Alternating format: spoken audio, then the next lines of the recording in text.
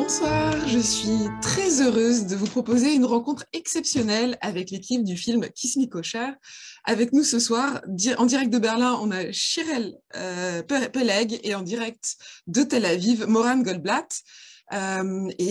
Pour nous traduire, Julien Davio, autour de cette comédie extrêmement drôle qui est KISS ME KOSHER. C'est un des films du festival Diasporama qui se déroule jusqu'au 2 février et qui propose 12 films inédits.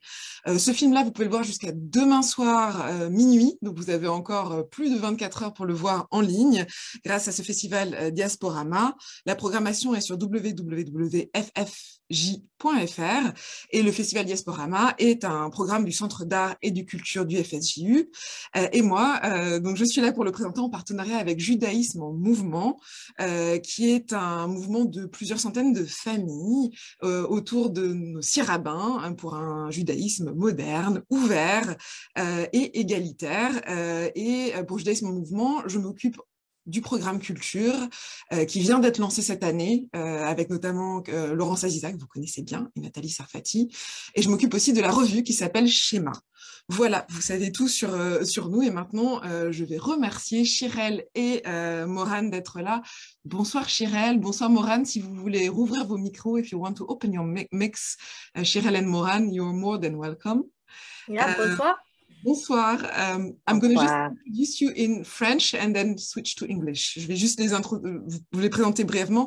Donc, c'est à Shirel Peleg, la réalisatrice, que nous devons cette formidable comédie, KISS ME KOSHER, et Moran Rosenblatt est l'une des 2 actrices principales, et vous la connaissez certainement aussi de Fauda.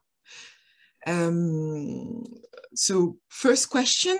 There is the headquarter or one of the main places of the movie is called the Jewish Princess. And I was wondering, who is the real Jewish princess? Is it Shira, the young woman falling in love that Moran is playing?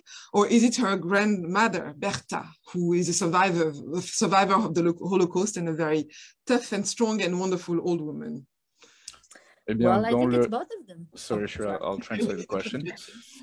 Dans le film, pour la première question, un des endroits principaux, c'est le Jewish Princess, et j'aimerais savoir qui est la vraie Jewish Princess. Est-ce qu'il s'agit de Shira, la jeune personne qui tombe amoureuse, ou plutôt de sa grand-mère? Go ahead.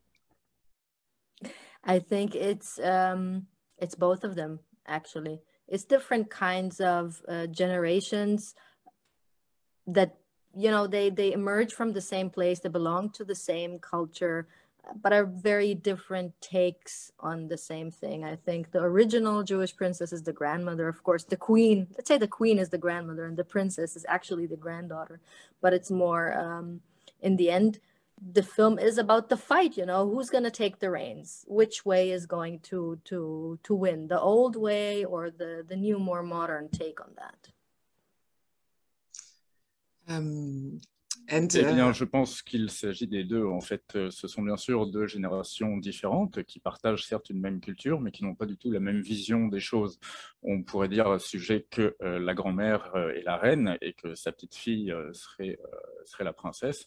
La question est maintenant de savoir qui va l'emporter des deux, quelle vision du monde va l'emporter. Allez-y. Thank you, Jules. Merci, Jules. Well, for those who haven't seen it yet, the movie is about Shira falling in love with a German woman, and her beloved comes to live in Tel Aviv with her, and everything departs from that.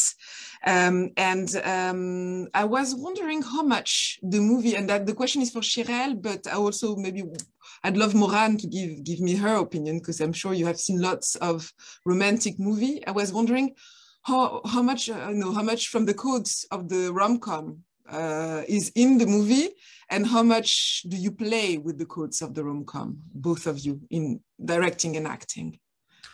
Bien, pour ceux qui n'ont pas vu le film, c'est l'histoire de Shira, une jeune Israélienne qui tombe amoureuse d'une jeune fille allemande qui vient la retrouver à Tel Aviv pour habiter avec elle. La question s'adresse autant à Shirel qu'à Moran. Je voulais savoir dans quelle mesure est-ce que vous avez utilisé les codes de la comédie romantique et dans quelle mesure, est-ce que vous avez joué avec ces derniers. Go ahead, Shirel. Moran, do you want to start? Yeah, of course.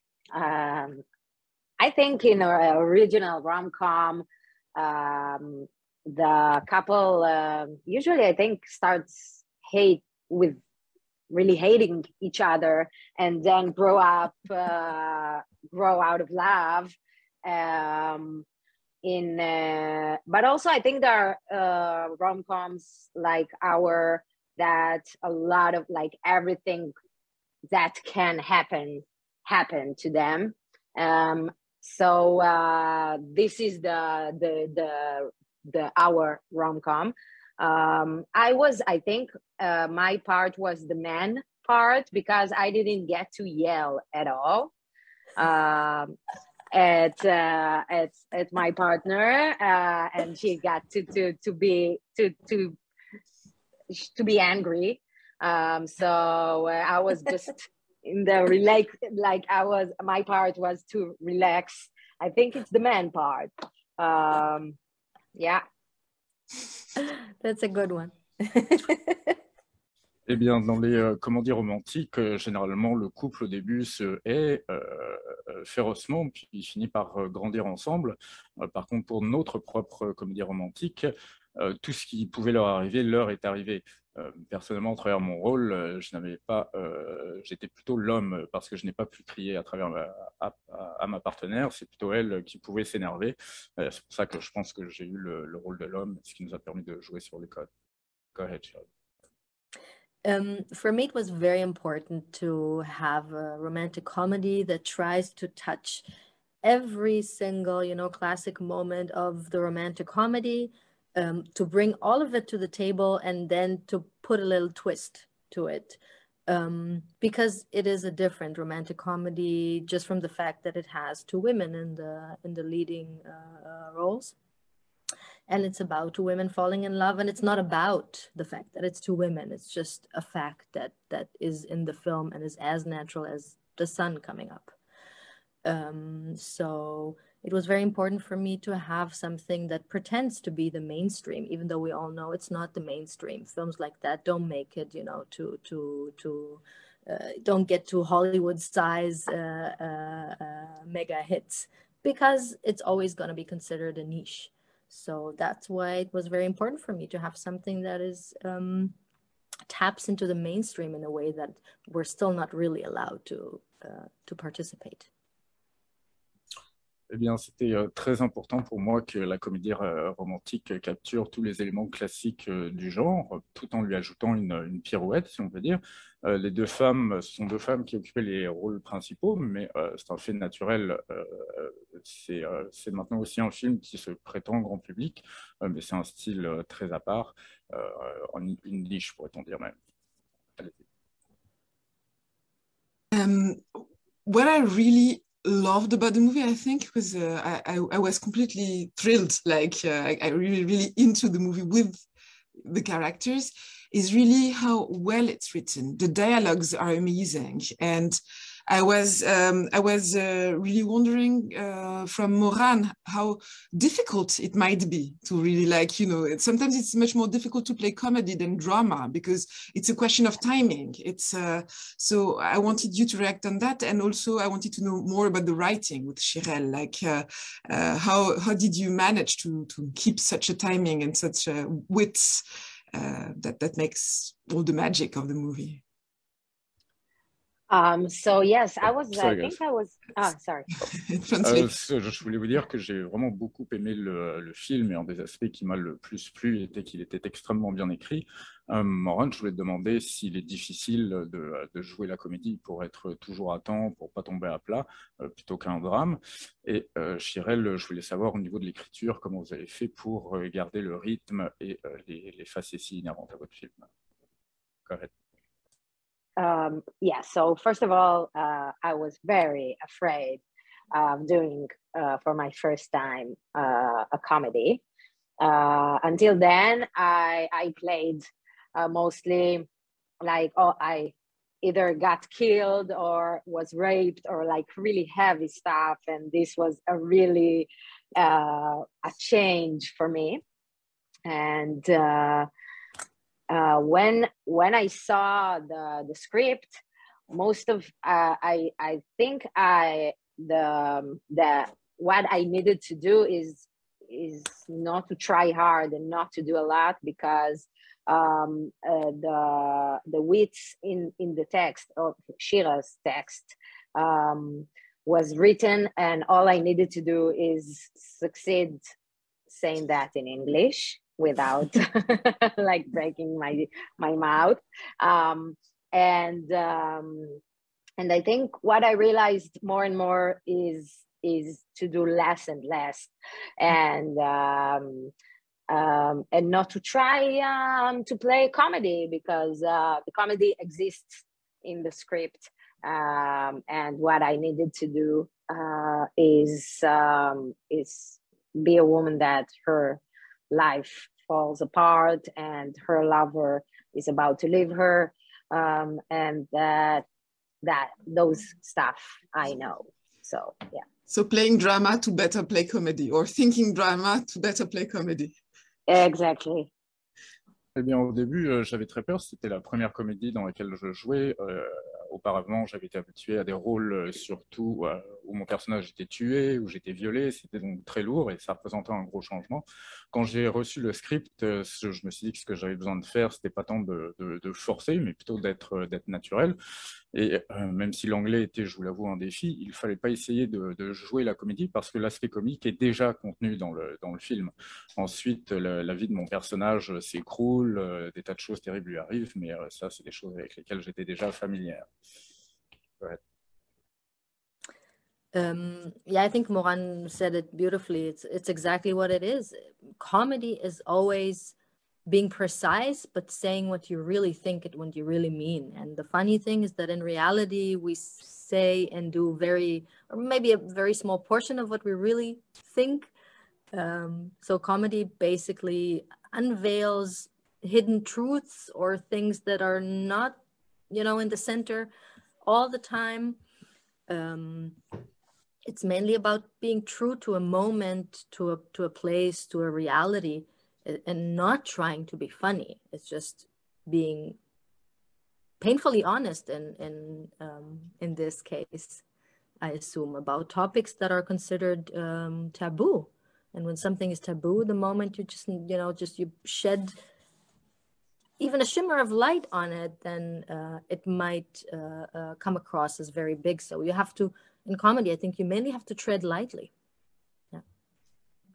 Eh bien, Moran l'a bien dit, la comédie est un style très précis, mais il s'agit de dire tout ce que l'on pense, contrairement à la vie de tous les jours où tout ne sort pas.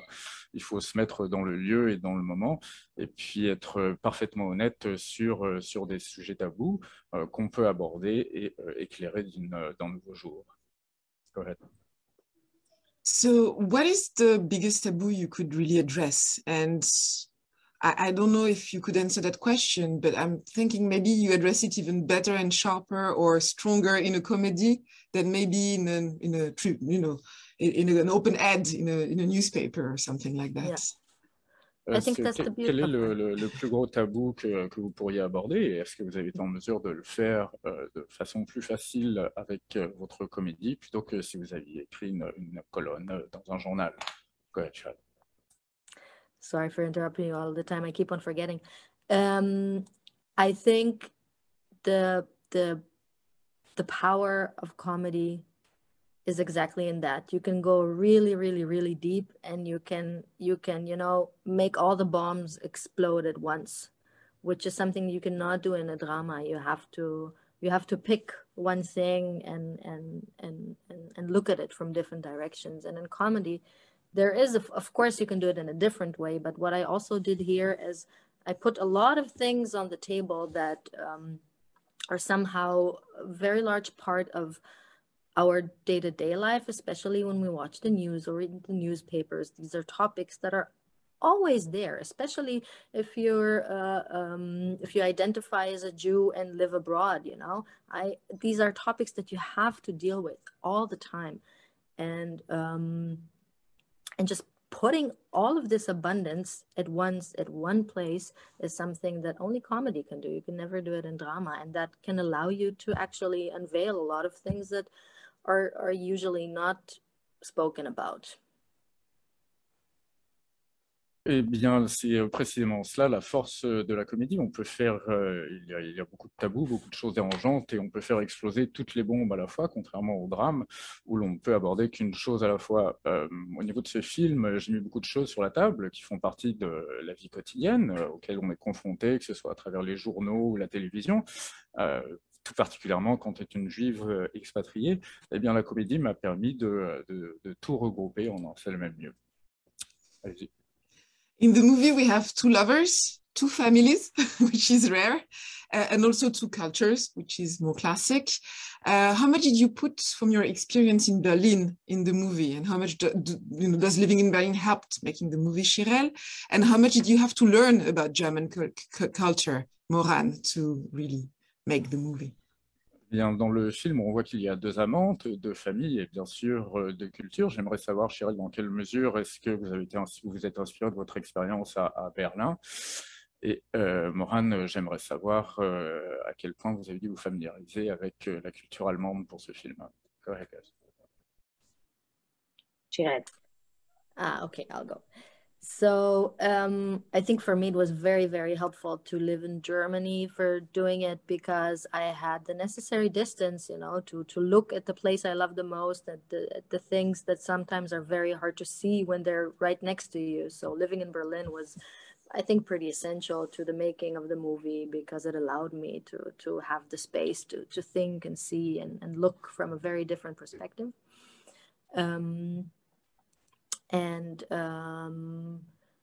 Yeah, it helped me understand also the other side, you know, because living in Israel and growing up in Israel, you see this topic, you know, the Holocaust, from a very specific side. And then you go to Germany, and I was lucky to experience, you know, I'm married to a German, so I saw things from the other side, and that's what I tried to do. I just tried to put both perspectives out there. Eh bien, ça m'a beaucoup aidé d'être en Allemagne lors de la réalisation du film. Ça m'a donné le recul nécessaire. Je dirais même que ça m'a donné de la marge pour y penser et avoir de la perspective.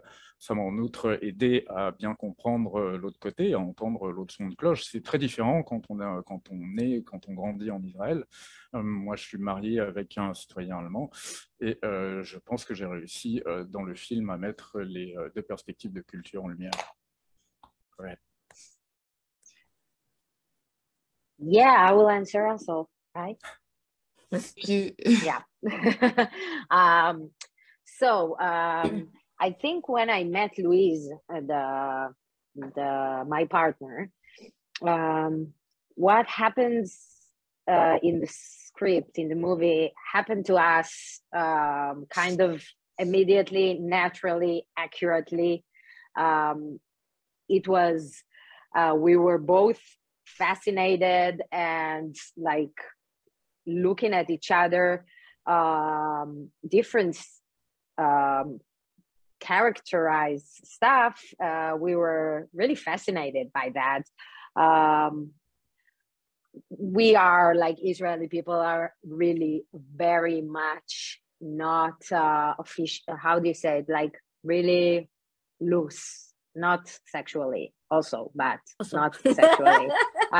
Like, we're loose, we're very open. We immediately talk about everything. We say stuff in humor which are really not politically correct. We're not that polite, like in a good way. And we looked at each other, and Louise was she German, like, yeah, German, and gladly she found that what I was funny and I found her funny. Like, happily we weren't irritating each other. It was a really good relationship since the beginning. And so everything that happens to the character happened to us really naturally. So I didn't have to study the relationship with the German girl. It happened. Eh bien, quand j'ai rencontré Louise, l'actrice qui incarne ma partenaire à l'écran, ce qui se passe dans le film s'est traduit dans notre relation, dans la mesure où on était dès le départ fascinés l'une par l'autre et nos différences. Nous, les Israéliens, avons tendance à être très relax, bon, pas au niveau sexuel bien sûr, mais très ouverts, on aborde tous les sujets, on dit des choses qui ne sont pas forcément politiquement correctes, mais avec beaucoup d'humour. Et Louise, l'actrice, a trouvé ça très drôle, et moi, je l'ai trouvé très drôle. Donc, on a eu une très bonne relation dès le départ, et je n'ai pas eu à étudier la chose en tant que telle. Merci. I was wondering, I don't have the answer to that question at all, but thinking about difficult love stories or impossible love stories, of course, we all think of Romeo and Juliet, and it's because of social reason. And now in the world, apart from Bollywood, when you want to write an impossible love story, do you have social reasons or political reasons or familial reasons somewhere else than Israel as much, or somewhere else, you know, in the Western world? Is it still something so contemporary, or is it something very specific to Israel? I was wondering if it's still a classic trick, or if the world has changed, but some classics remain in some places. Je n'ai pas la réponse à la question, mais j'aimerais savoir, quand on aborde le sujet des amours impossibles qu'on connaît depuis Roméo et Juliette, excusez-moi, c'est souvent impossible pour des raisons sociales, des raisons familiales, des raisons sociétales, mais est-ce que, donc, et on peut traiter du sujet, mais est-ce que vous trouvez que c'est particulier à Israël d'avoir ce conflit au niveau des raisons sociales qui pourraient faire en sorte que le sujet est dur à aborder? I think relationships are complicated, no matter which cultures the two parts come from. And stories are like an excuse to tell that complicity. And I think in that story, they have also difference in cultures, and one is jealous and one has a lot of exes, ex-girlfriends. And I think the culture thing is not their only problem at all. It's just I don't know, the clearer problem, the one you can really say in a word, but they have a lot of problems, I think, and a lot of good stuff also. Eh bien, les relations, de manière générale, sont compliquées, quelles que soient les deux cultures qui sont impliquées, et les histoires permettent d'aborder ça. Il y a bien sûr des différences culturelles, il y en a une qui est jalouse, l'autre qui a beaucoup d'ex, mais la culture n'incarne qu'un des problèmes le plus évident.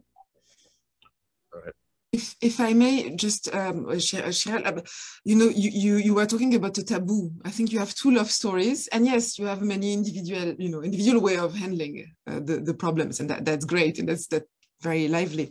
But the grandma is also in love with someone who is impossible because of his cultural or political or national belonging, and so does the great daughter. And so it's really a taboo. It's more than just incompatibility or just I'm too shy, or a question of character, or I'm a kind of a Don Giovanni in Tel Aviv. It's really a taboo. Like the two relationships are facing a taboo for the Israeli society. Shirel, j'aimerais rajouter, vu que vous parliez du tabou, que dans le film, il y a en fait deux histoires d'amour. C'est pareil pour la grand-mère, et il s'agit plus que d'une simple incompatibilité ou d'une différence de personnalité. Ce sont deux types de relations qui sont jugées tabous par la société locale. Go ahead, Shirel. Yeah, exactly. It's a party of taboos, things that are not supposed to happen, people that are not supposed to be together because of our culture, and regardless if it's 2020 or 50 years back, these are still things that are an issue. And I kept on thinking, okay, what's worse than two lesbians? A Jew and a German. What's worse than a Jew and a German? A Jew and an Arab, you know? and it all comes together because it's all couples that are not the natural fit. And to go back to your question before, it's Romeo and Juliet. It's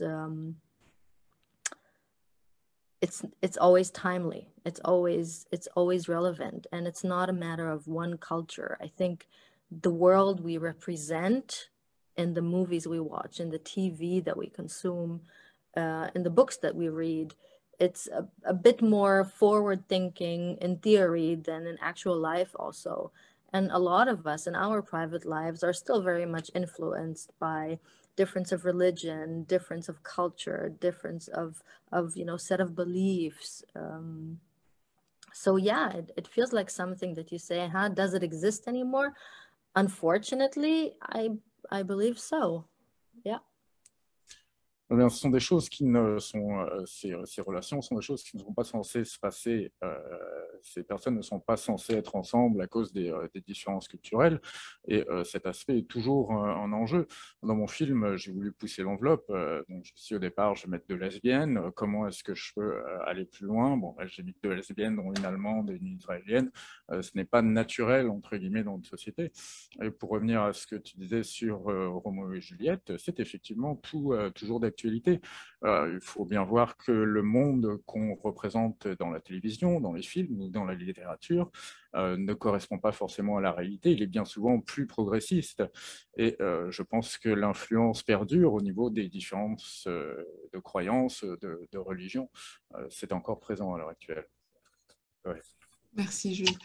And last question before the question of the audience. So if you have questions, send them. I'll share your questions. Si vous avez des questions, n'hésitez pas. C'est la dernière question que je vais poser en anglais. Donc, écrivez et je les relayerai. My last question is simply about the reception of the movie. Did it shock some people, especially in Israel? There are lots of also very specific hints about the Israeli society. Is it well understood somewhere else when people see it in festivals? What were the reactions? And what's your best memory of reaction and what's your worst memory of reaction to the movie?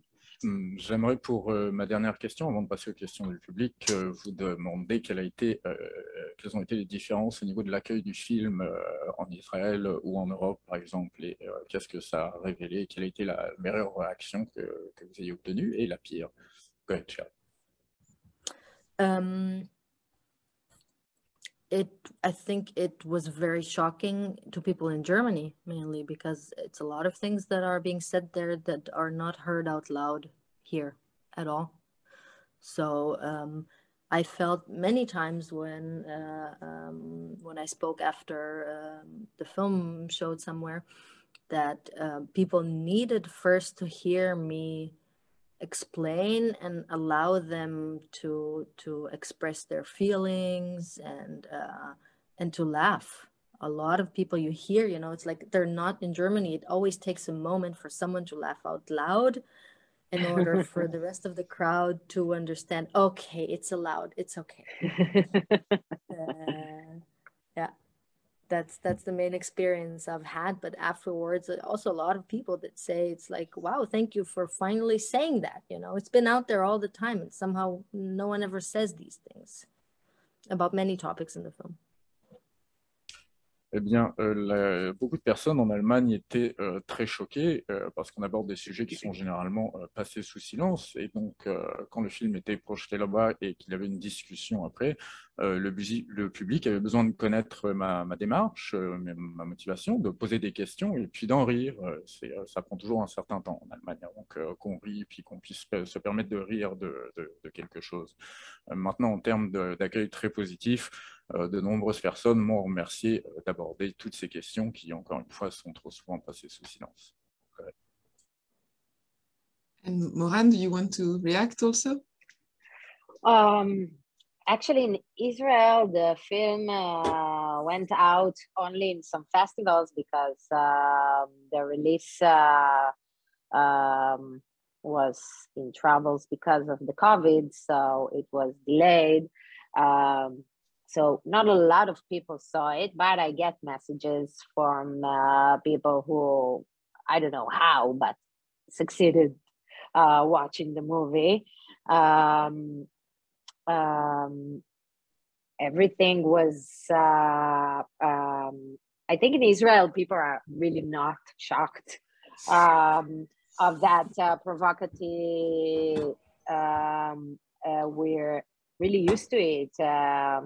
And I think that, like we talked in the beginning, people who get it with comedy and with fun and with love of all the characters,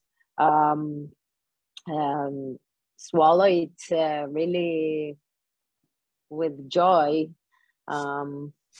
Yeah.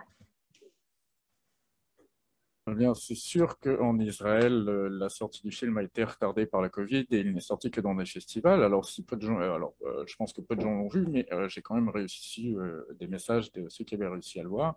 Le consensus était que personne n'était choqué du tout par le côté provocateur. Comme on disait plus tôt, on est habitué.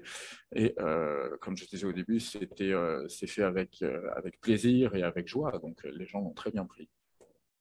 Ouais. Merci. I've got 4 questions from the audience, so I'm going to express them for you. The first one, I think, is more for Moran, but I'm not sure.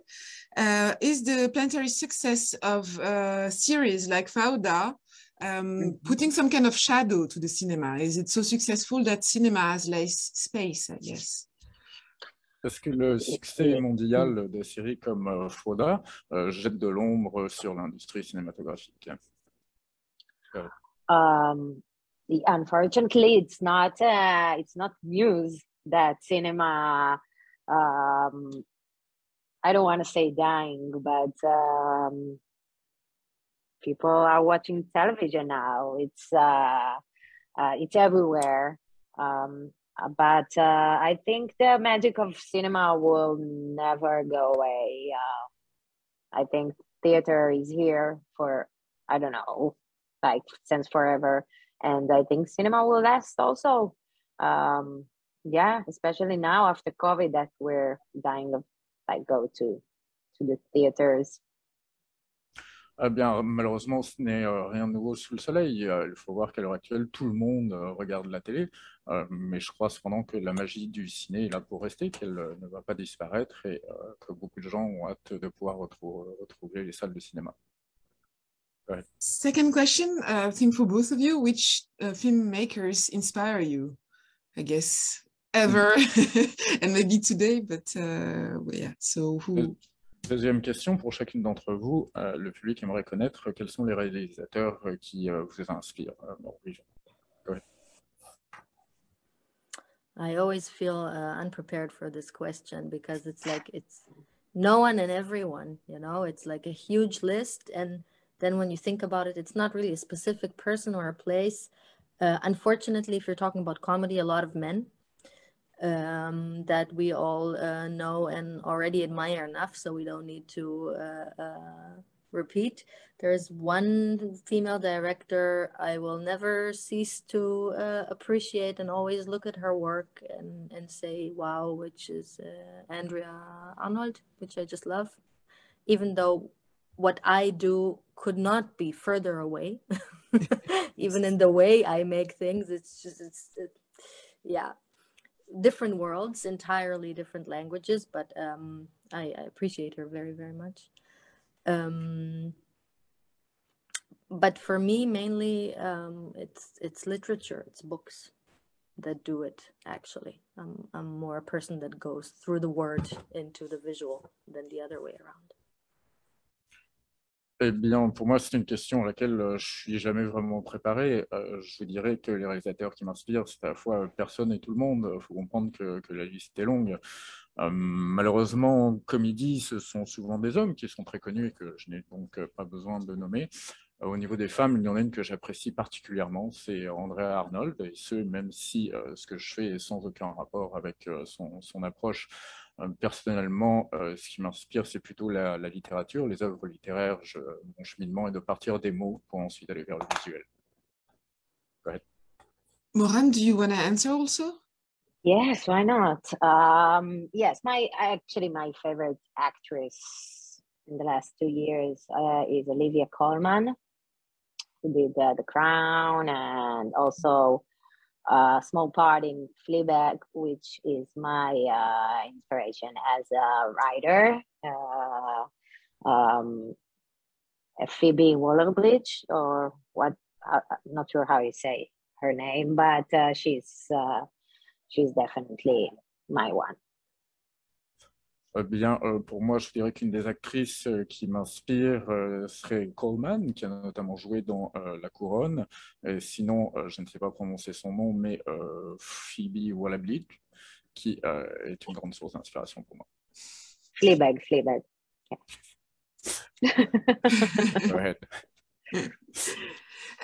Then there is a really tough question, so I'll try to translate it or to bring it to you the best I can. Is about your view on cinematographic creation in Israel today, with the question, how do you evaluate what's made in Israel as movies? And for yourself, could you step away from the Israeli context, or do you need to stick to the Israeli complex culture to do your work and create? It's translation, sorry. J'ai maintenant une question assez difficile que j'ai essayé de résumer. J'aimerais avoir votre vue sur la création cinématographique en Israël, savoir ce que vous en pensez et si vous estimez que vous êtes en mesure de vous en dissocier. I think Israel is a beautiful phenomenon of just unimaginable amount of talent on one very small piece of earth. I think in Israel, because the conditions are so tough, you need to be very, very, very extremely good at what you do in order to manage to pull through. So I have nothing but appreciation for everyone working in Israel, and I love what comes out of there. Always will. I don't know if unfortunately my path in life led me to a very different place. I am an Israeli. I identify as such. I feel Israeli, but my career and the way I work, even the way I write, I haven't written a word in Hebrew in many, many years. Even my notes I scribble are in English. And you know, the contacts, the context in which I also create is mainly international and German. That's where I live. That's where I pay my taxes, raised my family. So yeah, I identify and I can tell you way more about the German industry than the Israeli one. Eh bien, l'Israël traverse un très beau phénomène au niveau du cinéma. Il y a, pour un si petit État, une quantité incroyable de talents. Maintenant, il faut savoir que les conditions sont très dures et que par conséquent, il faut être très bon pour sortir son épingle du jeu. Maintenant, moi, j'adore tout ce qui sort d'Israël. Je suis israélienne de cœur, je m'identifie comme telle. Ceci dit, mes notes sont en anglais. Et puis, il ne faut pas perdre de vue que je crée dans un contexte international et allemand. Et je pourrais vous parler en beaucoup plus de détails de l'industrie cinématographique allemande plutôt que de celle d'Israël. Go ahead. So maybe last question, it is the last question, which is very broad, but we really want to know, what are your projects, one and the other? And maybe Moran, you can start. What are the next projects for you? Eh bien, pour la dernière question, j'aimerais, ou le public aimerait savoir quels sont les projets sur lesquels vous allez désormais travailler. Yeah, so I'm filming now Fauda 4. We like maybe I'm supposed to go for an Argentinian series soon, and I'm writing my own TV show. Yeah. Eh bien, à l'heure actuelle, je tourne d'ores et déjà un autre film. Il se peut que j'aille tourner une série en Argentine et puis dans l'intervalle, j'écris moi-même une série télévisée. Right. After Kiss Me came out, I directed another full-length feature for German TV. It's called Tatort. It's a part of a series that has been running in Germany from since the 70s. It comes out every Sunday, and it's a big thing here. So I'm very happy. It's like Derrick, huh? As famous as Derrick. It's huge here. So I got to do that, which is amazing. That's great. And after that, now I'm shooting a series, a few episodes of a series. I'm one director out of 3, also female directors, which is very cool. And I am writing my next feature. Yeah, and also many other things actually in development.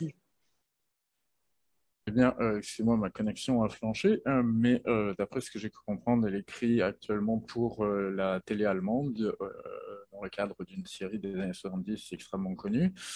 Elle a également tourné une série de quelques épisodes. Elle est l'une dans le groupe de 3 réalisatrices. Et puis, elle travaille également sur son prochain film. Donc, en bref, il y a beaucoup de projets en développement. Merci beaucoup, Jules. And my last question, just for myself, because it's a big part in the movie. It's something very funny. What is your favorite, both of you, Shabbat foreplay? J'aimerais maintenant vous poser une question toute personnelle parce que ça m'a été inspiré par le film. J'aimerais beaucoup savoir. Alors, excusez-moi, je ne sais pas en quoi. Je vais essayer de le traduire. En fait, dans le film, on règle ses comptes à Shabbat et donc il y a un petit truc avant Shabbat où les gens font du Shabbat foreplay. C'est un peu comme avant le sexe, mais c'est avant Shabbat. C'est les préliminaires de Shabbat. Et la famille s'échauffe, quoi. Merci. Go ahead. I've never heard the word Shabbat and sex in the same context so often. I'm sure my favorite part is with John, the father. But I really like the family dinners. There are 2, I think. I love the family dinners. Eh bien, je n'ai jamais entendu le mot Shabbat autant associé au sexe. Maintenant, Moran dit que sa partie préférée est avec John, le père, mais que toutes les scènes autour de la table sont également très appréciées. Ouais. Yeah, my favorite Shabbat foreplay is having a good discussion, you know, like a good verbal exchange with the family member. Over good food mainly. I don't know why, but I like making schnitzel on Friday. I do it. I just realized that I didn't understand the question. Okay. Why didn't you stop me? Okay. Answer. Continue. Sorry. You can have a second take. Okay. Thank you. Bien, moi, ce que j'aime pour les préliminaires de Shabbat, c'est surtout avoir une bonne discussion, un véritable échange verbal, tout en mangeant des bons petits plats. Personnellement, je ne sais pas trop pourquoi, mais j'adore faire des schnitzel le jeudi. Voilà. Moran, do you want your second take, or should we stop? But I need you to explain me. You mean what are Shabbat? What do you like to do in Shabbat, or what are favorite? I was just joking. What you want to do before Shabbat? You know, like what brings the Shabbat and what brings the family. Okay, not what my favorite foreplay are. Okay, okay. You can also share that if you want. Yeah, I can. But it's going really on YouTube, so. Yeah, I really like documentaries. No, as foreplay. No, kidding. I really like, I'm spending Shabbat always with my family and my niece, which I'm in love with. So, yeah. Eh bien, on n'avait pas bien compris la question. En termes de préliminaire pour Shabbat ou de ce qu'elle aime le plus à Shabbat, c'est de le passer avec sa famille ainsi qu'avec sa petite nièce qu'elle adore. Thank you, the 3 of you. So, Shirel from Berlin, Moran from Tel Aviv, and Jules, our translator, thank you very much, from Canada, from Montreal. I just have to add that Kiss Me Kosher is really funny, really witty.